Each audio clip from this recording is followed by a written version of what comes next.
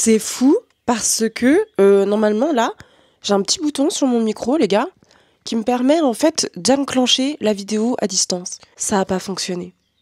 On adore. Vraiment, cette vidéo, elle débute super bien.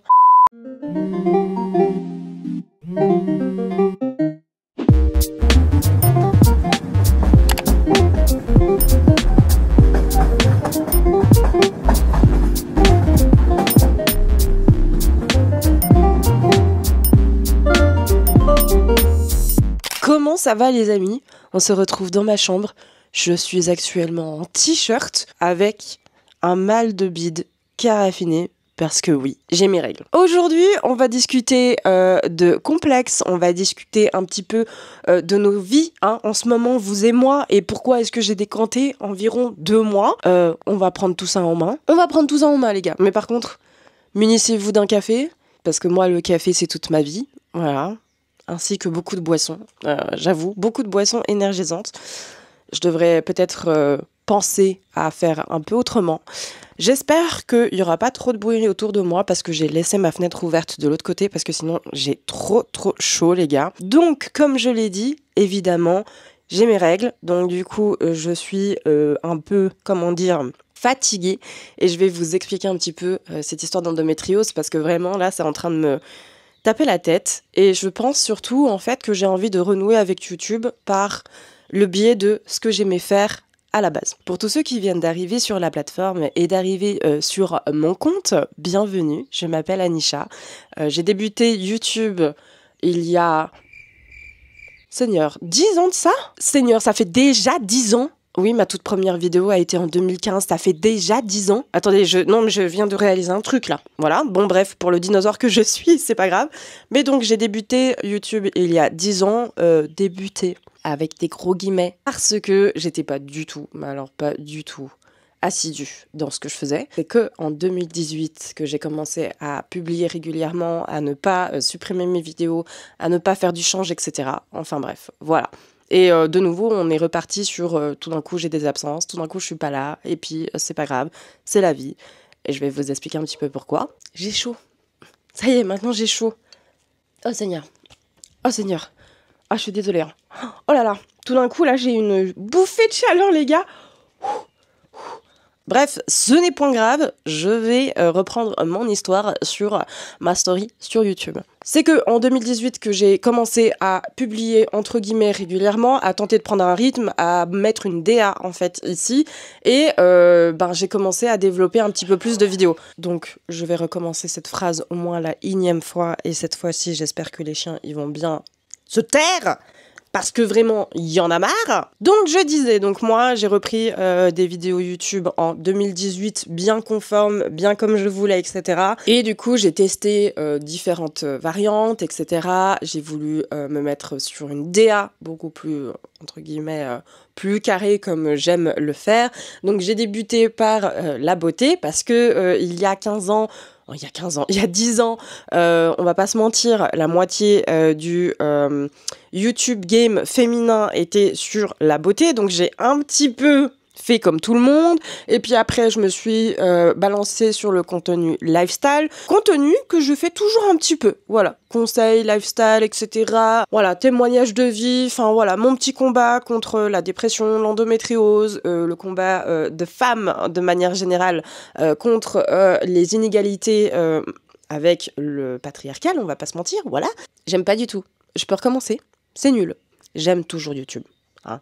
Si je continue de faire des vidéos, si je continue de vous montrer 2-3 choses, c'est parce que j'aime YouTube. Et donc, cette plateforme m'a permis en fait de développer une certaine créativité. Et donc, j'ai décidé tout simplement, comme la moitié du YouTube féminin à l'époque, de débuter par le contenu beauté, le contenu make-up la plupart du temps. Ensuite, j'ai fait un petit peu de soins, etc. Mais j'avoue que je ne suis pas non plus la meilleure pour expliquer ce que je suis en train de faire. Je connais pas tous les composants des produits. Je suis pas non plus la plus assidue quand je vois des gens qui... vous allez me dire, c'est leur base, c'est leur métier, c'est peut-être leur passion, etc. Moi, ça l'est, mais un peu moins, disons. Je fais attention à ce que je mets sur ma peau, je fais attention à ce que j'utilise, etc. J'essaie de trouver, entre guillemets, des produits un petit peu plus clean, etc. Mais tout en mettant un accent sur les besoins de ma peau et en faisant des recherches sur ce que j'ai besoin. Le vlogging, etc. Et c'est un contenu que j'aime beaucoup tourner, en fait. Mais c'est juste que j'ai tellement peur de mettre en avant la caméra devant mes proches, etc.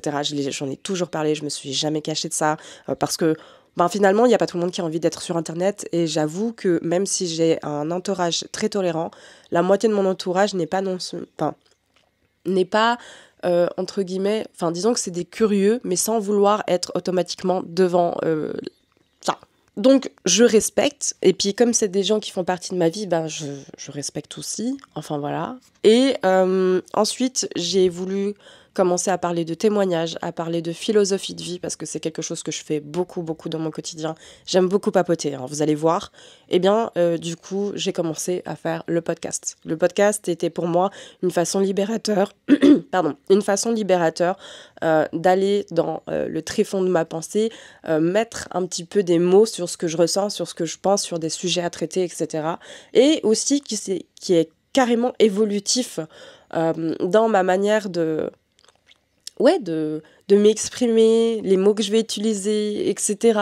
Et puis essayer tout simplement de ne pas trébucher, de ne pas balbutier, parce que j'ai tendance à faire ça. En fait, je me mets une trop grosse pression quand je suis devant la caméra, quand je suis en podcast, et tout d'un coup, quand je me réécoute, je suis là genre, mais meuf, t'aurais pu t'exprimer tellement mieux, parce que t'as un lexique, un jargon, un vocabulaire tellement beaucoup plus riche que ce que tu montres sur les réseaux. Et désolé les gars, je panique. Vous me faites paniquer en fait. J'ai une peur bleue de me planter. Et pourtant je me plante tout le temps. Hein. Dans ces vidéos, c'est très contradictoire parce que je me plante tout le temps. Et le fait est que maintenant je suis un petit peu plus safe dans la manière dont je parle.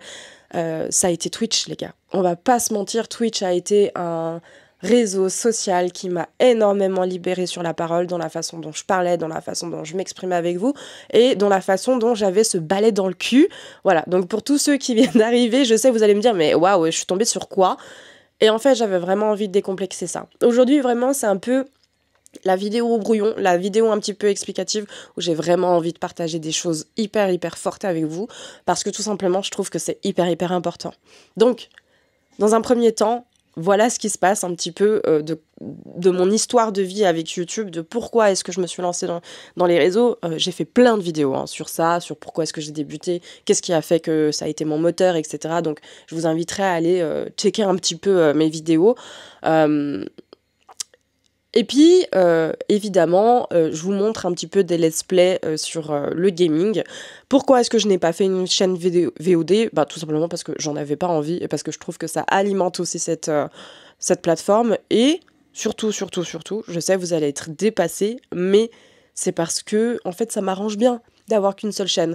Je la fais pas tourner tout le temps, j'ai du mal à joindre les deux bouts, on va pas se mentir. Et donc, je me disais, autant tout condosser, autant tout montrer, tout comme je suis. Et on va pas se mentir, le fait est que j'ai sorti des let's play ici, ça m'a beaucoup aidé à générer un petit peu de contenu et surtout à attirer un nouveau public. Et moi, c'est ça que j'ai envie d'être un peu avec vous, c'est de vous montrer que c'est pas grave de se planter, de plus savoir où on en est, d'être un peu perdu, mais d'en ressortir gagnant. Vous voyez, quelle très belle phrase. Mais bref, du coup, je vais aller dans le vif du sujet de pourquoi est-ce que j'ai été absente durant 2 mois. Alors, je vais pas vous mentir, j'ai eu des hauts, j'ai eu des bas, j'ai eu du stress, j'ai eu beaucoup de changements. Vous savez qu'il y a 5 ans, moi j'ai fait une dépression, un burn-out suivi d'une dépression. J'ai eu du mal à me remettre debout. Je vous ai montré quelques briques, je vous ai expliqué quelques petites choses que je traversais dans la vie, mais je vous ai jamais parlé à cœur ouvert de ma dépression. Et ma dépression a été le succès, on va dire, de tout ce que j'ai gardé au fond de moi, tout ce que j'ai emmagasiné durant des années, tout ça parce que, ça me fait chier de le dire, c'est vraiment là je mets mon ego de côté, ma fierté de côté les gars, parce que j'aime faire plaisir aux gens.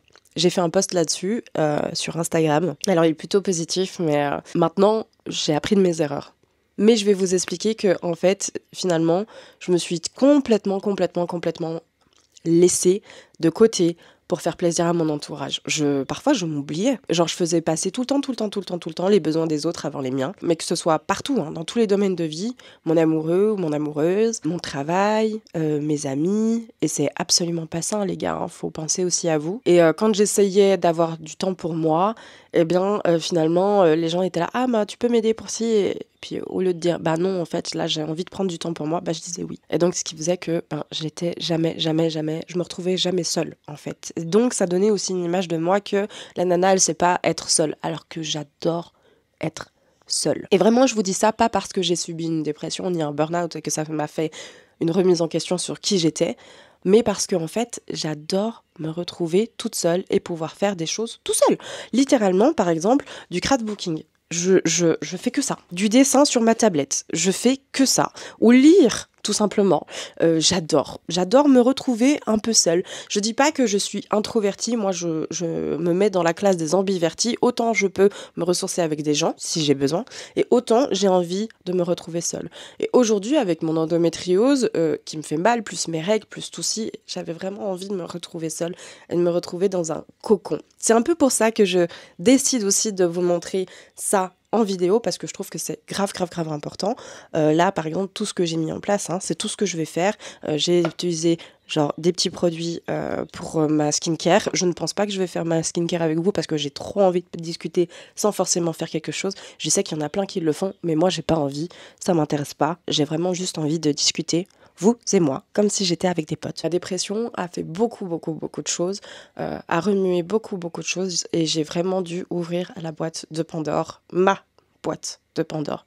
J'ai dû me faire violence et faire face à des craintes, à des peurs, à de la colère, à de la tristesse que je n'ai jamais ressorti durant toutes ces années. Et je dis pas ça pour qu'on me blâme, mais je vous explique que du coup, c'est un fonctionnement que j'ai.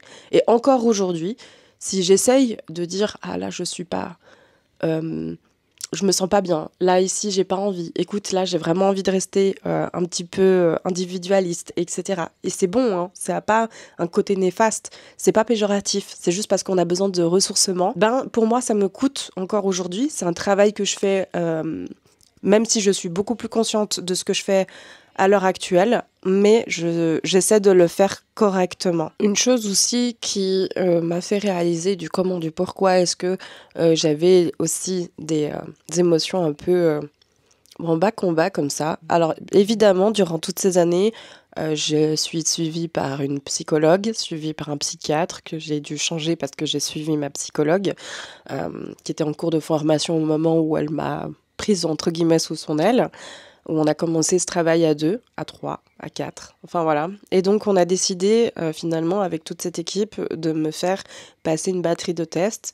À la base, quand j'ai changé justement de cabinet, le nouveau psychiatre pensait que j'étais atteinte de TDAH, et moi j'ai toujours dit que je n'étais pas TDAH parce que je ne suis pas hyperactive. J'ai de l'énergie à revendre, certes, mais je ne suis pas hyperactive. En revanche, j'étais pas fermée à l'idée de faire des tests pour voir, parce que j'étais sûre qu'il y avait quelque chose d'autre qui allait ressortir, et surtout parce que je suis ouverte d'esprit à me dire que oui, il y a un truc qui tourne pas rond chez moi.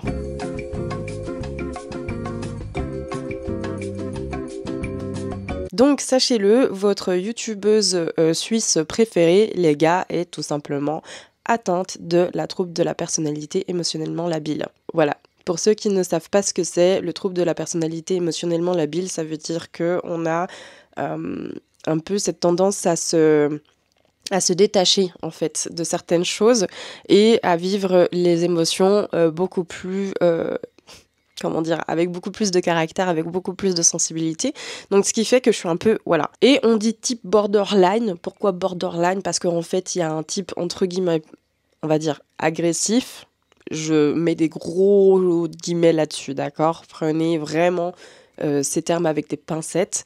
Et donc, du coup, moi, je ne suis pas agressive. Donc, du coup, tous ceux qui ne sont pas dans cette catégorie agressif, en fait, est de toute manière type borderline. Je vous rassure, mon trouble de la personnalité n'est absolument pas flagrant. Il est très léger chez moi.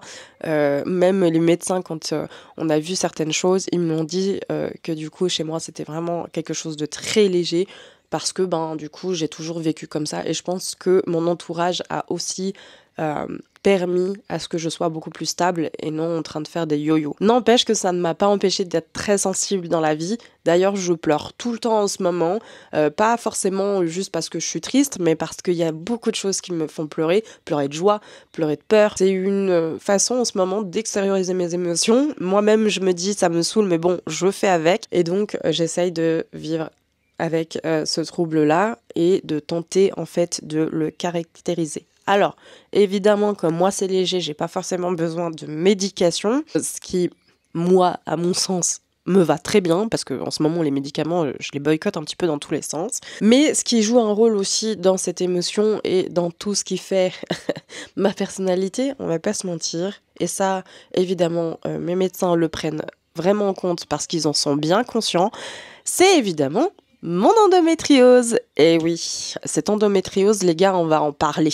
Donc moi, j'ai découvert mon endométriose, j'avais 16 ans, les gars. J'étais en voyage d'études avec mon école, je crois que toute ma classe s'en souvient, que même les gens qui me suivent et qui étaient dans ma classe s'en souviennent de ça. Dernier jour, on allait prendre l'avion et moi, au revoir. Plus personne. J'étais mais littéralement au fond du gouffre. Je sais pas comment j'ai tenu cette journée d'enfer parce que j'avais juste un kyste qui avait éclaté au fond de mon utérus. Hein. Et dites-vous bien que moi je me plaignais à mon enseignant que j'avais simplement des nausées très fortes, que je me sentais pas du tout bien, mais pas que j'avais autant mal, jusqu'à que j'ai une douleur qui me prenne aux tripes. Et là, je me souviens juste de ma douleur et après plus rien, hein, vraiment.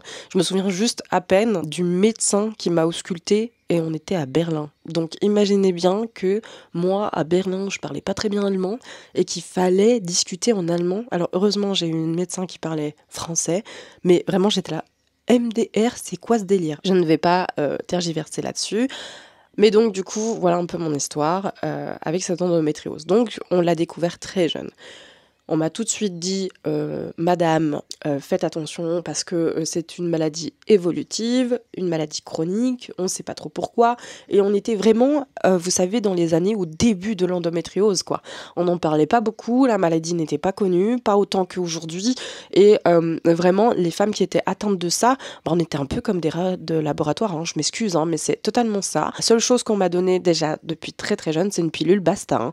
Ah, si vous prenez pas votre pilule, madame, vous êtes... c'est normal que vous ayez mal. Super. Aujourd'hui, j'ai 30 ans, les gars. Donc, comme je le dis toujours, à l'âge de 16 ans, on m'a diagnostiqué avec une endométriose. Mais par contre, moi, je crois que mon endométriose, elle a été là depuis le départ, où j'ai été réglée. Donc, c'est-à-dire que la petite Anisha, le premier jour de ses règles, j'avais des règles très, très, très abondantes. Je suis désolée, mais pour moi, ça, déjà, j'avais l'endométriose quelque part. J'avais de l'endométriose dans tous les cas, j'étais destinée à avoir cette maladie.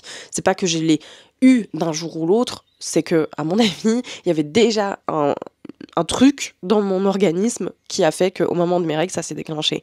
Donc, du coup, je suis sincèrement navrée d'aller dans le vif du sujet et de parler de ça, mais il faut en parler et il faut décomplexer ces sujets-là. Je sais que ça se fait de plus en plus et moi, j'ai envie de faire partie de ces voix qui parlent et qui écrasent, en fait, le tabou autour de ça, parce que vraiment, ça m'agace au plus haut point. Là, aujourd'hui, j'essaie de faire une vidéo, mais croyez-moi, je vous montre pas la boîte d'Irfen que j'ai à côté de ma table de nuit.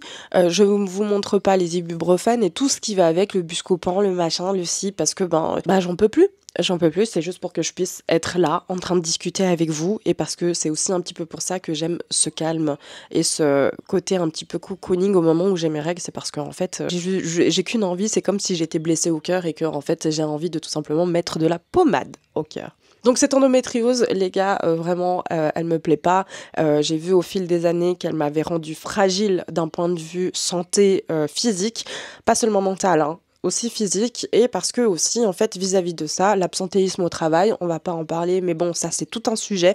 Je vais certainement faire Je vais certainement faire un épisode sur l'endométriose dans un podcast parce que vraiment, j'ai vraiment envie que ça porte sa voix, en fait, finalement, pour toutes les femmes qui sont atteintes de l'endométriose. Mon témoignage fait partie d'une goutte dans l'océan, mais il faut changer quelque chose vis-à-vis de ça. C'est inadmissible parce qu'il n'y a rien qui a été mis en place pour les femmes atteintes de l'endométriose, ainsi que du SOPK et tout ce qui touche de près ou de loin à un utérus. Voilà, je suis navrée de le dire, c'est que les femmes ne sont pas soutenues d'un point de vue médical pour tenter de vivre comme Madame tout le monde. Je suis sincèrement désolée. Si les hommes avaient ça, je pense que ça aurait été bien plus vite pris en compte, bien plus vite pris en charge, etc. etc. Et à l'heure actuelle, il n'y a rien. Il n'y a rien. Et après, on s'étonne qu'il y a beaucoup de femmes qui sont mises donc du coup à l'AI. Donc l'assurance invalidité en Suisse, je ne sais pas pour la France ou pour les autres pays voisins, mais bon, voilà, je vous explique ce qui se passe en Suisse. Pour cette endométriose, évidemment, donc moi j'ai toujours dit je veux pas d'enfants, je me vois pas avec des enfants, j'ai pas envie de me battre pour obtenir un petit être dans mon ventre, surtout que ce sont des grossesses tellement à risque et moi j'ai pas du tout envie de vivre ça, ça ne me plaît pas. Je vis tout simplement, on va dire la maternité ou la parentalité à travers les enfants de mes copains, ça me va très bien, je m'estime être la tata gâteau et c'est ce que j'ai dit dans tous les cas à mes sœurs si elles avaient des enfants un jour, que moi j'aurais toujours été la tata gâteau à pourrir et gâter mes neveux et nièces, voilà, mais moi je n'aurais pas d'enfants. Évidemment, sur le moral, on va pas se mentir, donc je vous ai parlé en début de cette année que du coup j'avais perdu ma petite sœur, et ma petite sœur a toujours été un membre très très particulier pour moi. Je vais essayer de vous en parler sans pleurer, parce que c'est un sujet extrêmement sensible. Et voilà, ça commence. C'est un sujet extrêmement sensible dans lequel, en fait, j'essaie d'être à l'aise, sauf que je le suis pas du tout. Et je pense que c'est parce que aussi je dois libérer beaucoup de colère autour de ça. Désolée, hein, j'essaye, hein, parce que le cas de ma petite sœur a été une épreuve de vie. Pas seulement pour moi, mais aussi pour ma famille, pour tous ses proches, etc. Et même moi, j'ai pas su, en fait, le gérer. En fait, le truc, c'est que j'ai envie de vous dire, je le savais, hein, je savais le comment ça allait se terminer, mais je savais pas comment est-ce que moi j'allais réagir. Et moi, j'ai inquiété mes proches, littéralement, parce que ma mère me disait souvent, on pouvait te parler d'elle, mais tu nous parlais jamais d'elle. On pouvait pleurer devant toi, mais toi, tu pleurais jamais. Et durant bien 6 mois, j'ai versé aucune larme. Jusqu'à que ce soit Camille, donc mon amie que vous voyez aussi beaucoup sur les réseaux avec moi, qui partage énormément de choses dans ma vie, qui me disent « Mais meuf, t'as le droit de pleurer, t'as le droit de craquer ». Et là, ça a été... Là, j'ai lâché. Là, j'ai totalement lâché. Après, je lâchais beaucoup avec mes psys, hein, on va pas se mentir, mais j'avais pas forcément envie de lâcher avec les gens. Voilà, attendez, ça va revenir. Mais je sais que c'est pas du tout la bonne manière de faire les choses. Je suis bien consciente que c'est pas ok, en fait, finalement, de faire ce que j'ai fait. Parce que mes proches, ils sont aussi là pour essuyer mes larmes quand j'ai pas de mouchoir. Je vais y arriver, hein. Et en fait, depuis... je dirais bien 1 année et demie, il y a beaucoup de choses qui ressurgissent au sujet de ma petite sœur. Je rêve beaucoup d'elle, il y a beaucoup de choses qui me manquent. Même si on se disputait beaucoup, elle et moi, et que des fois on n'était pas d'accord sur certains sujets, on était quand même très fusionnels. Il y avait beaucoup de choses qu'on se disait, on avait une manière très honnête de se parler, de comprendre l'autre, on va dire ça. Bref, je vais pas rester sur ce sujet-là.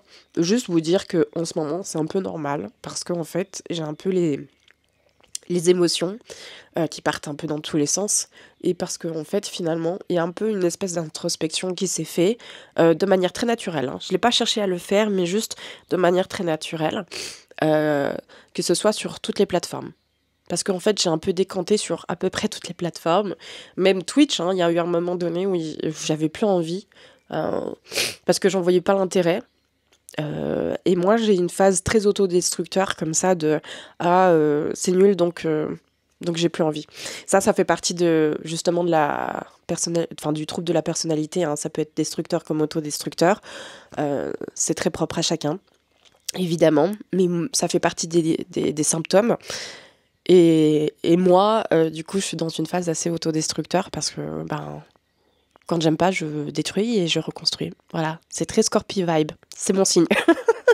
Enfin bref, voilà, c'est juste pour vous expliquer un petit peu tout ça, ce qui se passe dans ma tête avec mon endométriose. Et parce que aussi je me questionne beaucoup de ce que je vais faire avec mon utérus et j'essaye d'obtenir des démarches pour faire quelque chose qui n'est pas anodin. Peut-être que je vous en parlerai plus tard, mais aujourd'hui c'est pas le sujet. J'avais vraiment envie de vous expliquer un petit peu en surface ce qui se passe. Je sais, vous allez me dire, oui mais tu peux mettre ton micro là, sauf que j'aime bien genre tenir ce machin, ça me fait rire. Je vais vous expliquer aussi parce que j'ai recommencé à travailler les gars. Bah oui, la dépression, le burn-out, c'est bon, on vit avec. Là, je suis en réinsertion professionnelle, donc j'ai fait une vidéo dans les vlogs de novembre. Dans les vidéos de novembre, pardon, pas dans les vlogs de novembre. Dans les vidéos de novembre, où je vous parlais de ma réinsertion, etc. Je vous avais embarqué avec moi dans les bureaux, etc. Et là, du coup, je ne suis plus du tout dans le même domaine. Même si le premier me manque énormément, on va pas se mentir, parce que c'est un domaine créatif, mais c'est juste que j'ai pas les outils pour, ni la formation pour. Et c'est pas le but de reformer dans ces locaux, c'est vraiment de pouvoir être actif avec des gens et faire du travail. Et puis j'ai bien vu que je n'étais pas du tout dans mon domaine entre guillemets de prédilection. Ma confiance en moi, elle était j'étais un peu fâchée contre moi parce que je voulais donner plus alors que je donnais pas plus. J'ai fait du mieux que je pouvais, hein, et même mon responsable du bureau m'a dit que pour quelqu'un qui n'avait fait qu'une année d'art, c'était déjà bien. Mais vous me connaissez maintenant, moi j'ai envie de toujours plus, toujours plus, toujours plus. Et c'est ce côté insatiable que j'ai envie d'arrêter, les gars, parce que c'est insupportable de vivre avec ça, d'être toujours insatiable, d'être toujours vouloir cette perfection, etc. D'être toujours... Je ne suis pas contre l'erreur, attention. Je ne suis pas contre l'erreur, j'essaie juste de faire attention à ce que je fais et comment je le fais. Et puis voilà. Et donc je suis dans un autre domaine, mon dernier domaine lucratif, c'est-à-dire la vente. Et la vente, on va en parler, les gars.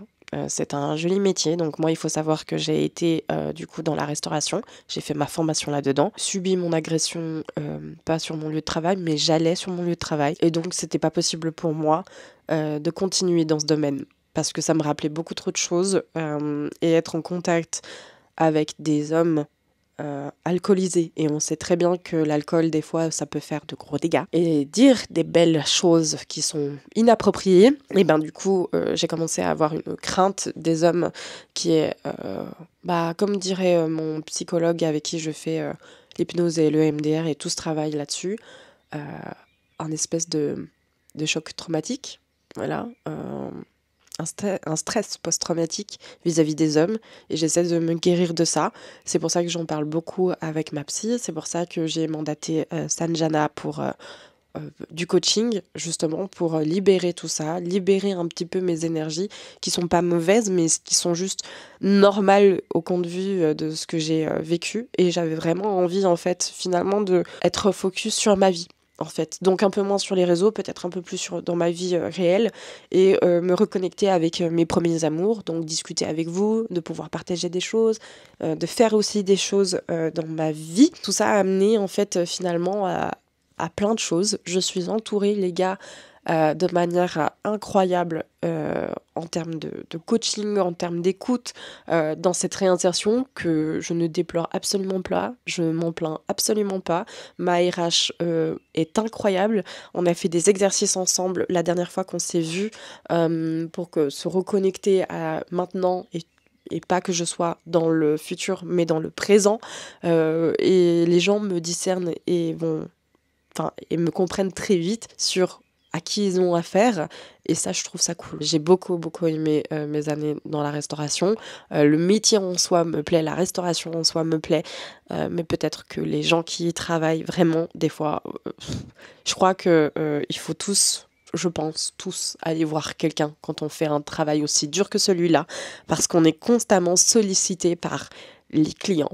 Et vous savez très bien que le service et la cuisine ça se bat littéralement entre eux, même s'ils s'adorent mais c'est tout le temps en train de se battre et je pense que juste avoir juste une séance où on peut dégager ce qu'il y a à dire sur l'entreprise, pas avoir de patrons qui abusent de vous, qui ne marchent pas sur les lois, entre guillemets, etc. et qui ne jouent pas du fait que vous êtes jeune et que vous osez pas dire stop. Parce qu'il y a des gens qui arrivent à dire stop. Il y en a qui n'y arrivent pas. Moi, ça a été mon cas. Je faisais un petit peu tout par derrière, on va dire ça comme ça. Dans le sens où je faisais un peu le mode snake, dans le sens où j'étais pas frontale, mais plutôt je mettais des petites graines par-ci par-là. Je faisais comprendre, etc. J'avais un peu de mal à m'imposer. Je déteste le conflit dans le travail, sachez-le, mais quand il faut, il faut.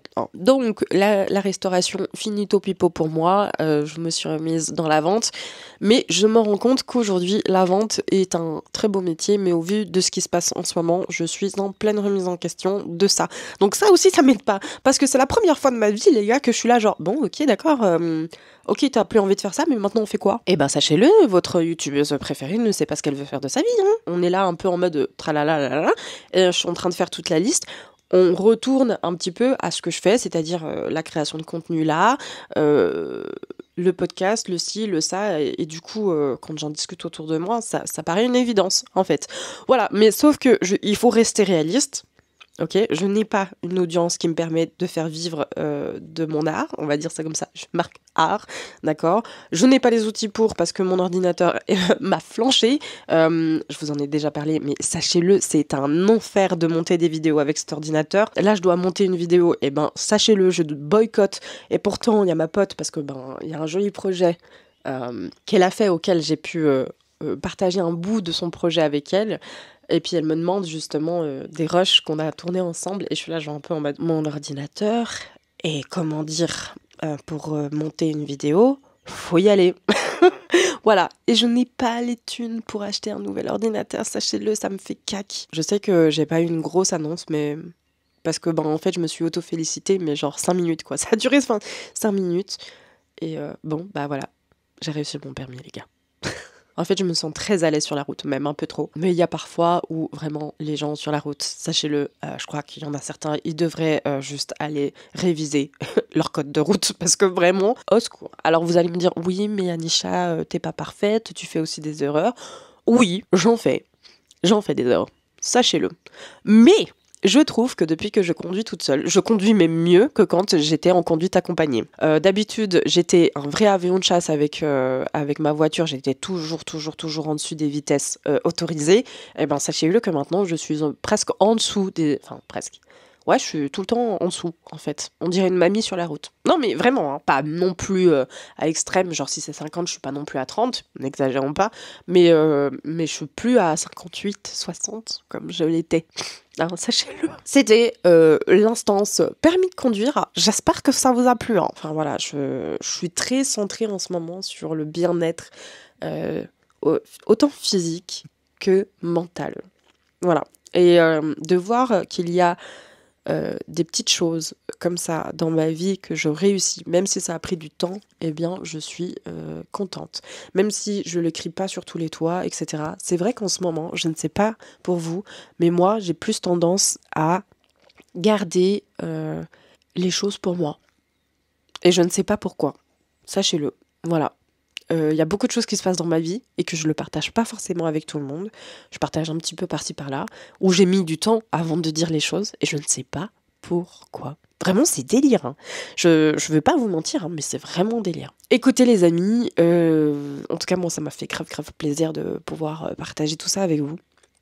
Je sais pas comment vous expliquer ça, mais je suis ravie vraiment d'être ici, d'être soutenue par une communauté telle que la vôtre et d'être suivie par des gens hyper bienveillants, sachez-le. Je sais que parfois je décompte un petit peu du jour au lendemain et c'est pas hyper fun pour vous. Je vais pas vous promettre en fait de revenir avec cette vidéo et de revenir à un truc vraiment assidu, mais je peux vous promettre de revenir un peu à ce que j'aime faire et de vous partager la bonne vibe parce que c'est aussi le but de pourquoi est-ce que je suis sur les réseaux, c'est aussi de vous transmettre un petit peu des choses, on va dire, plus fun, plus légères, plus moi, plus rayonnant.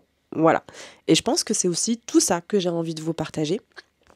Cette part d'ombre, mais aussi cette part de lumière. Et comme je vous ai dit, d'élever les tabous et tout ça. Enfin bref. Voilà, je sais que pour toutes les personnes qui me suivent un petit peu sur tous les autres plateformes, vous allez me dire beaucoup de choses évolutives dans ton réseau. Je suis de nouveau en train de Couler du nez parce que merci le pollen. Dites-moi comment vous sentez avec le pollen. Moi, c'est un enfer cette année. Et vraiment de soulever des voix. Parce que moi, je suis un peu justicière guerrière. Il y a des choses qui me rendent folle. Vraiment. Vraiment, tout ce qui se passe dans la société, tout ce qui se passe pour la cause des femmes, vraiment, il y a des choses, j'ai juste envie de pleurer. Quand je vois certaines mentalités des gens, quand je vois certains masculinistes là qui partent dans tous les sens, et vraiment ça va loin, j'ai plus l'impression qu'on régresse plus qu'on se développe, et là vraiment c'est pas bon du tout. Enfin bref, les gars, moi je vous propose qu'on se laisse pour aujourd'hui. J'espère que cette petite vidéo blabla, chatting, on parle un peu de tout en confidence avec vous, vous aura plu. Je vais essayer peut-être de faire un peu plus de moi, un peu moins d'influenceurs comme on dit, ou de créateurs de contenu, un peu moins cette image lisse et un petit peu plus de nuances et de complexes et de choses, voilà, plus vraies. N'hésitez pas comme d'habitude s'il vous plaît à lâcher un petit like et à laisser un petit commentaire sous ma vidéo. Rappelez-vous que ça donne aussi de la force à ce que je fais et ça me confirme dans mon contenu que je fais des choses cool, que vous aimez aussi ces choses cool et que vous aimez ce type de format. Alors pourquoi pas, hein. Tout ça, ça me donne des indices, c'est ça. En fait, pour tous les créateurs de contenu, ça donne des indices, dans tous les cas. Que ce soit les likes ou des trucs comme ça, vous vous rendez pas compte. Pour vous, c'est peut-être 2 minutes de votre temps, mais pour nous, ça nous donne aussi beaucoup d'indices sur comment est-ce qu'on peut faire les choses, comment est-ce qu'on peut améliorer les choses et quel type de contenu vous aimez. En tout cas, je vous fais de très gros bisous. Merci mes petits pépitos. Passez une bonne journée, une bonne soirée. Je ne sais pas quand est-ce que vous allez regarder cette vidéo. Ah bah tiens, mettez-moi l'heure dans les commentaires à laquelle vous regardez cette vidéo, ça m'intéresse. Et puis je vous dis à la prochaine. Voilà. Des bisous. Ciao.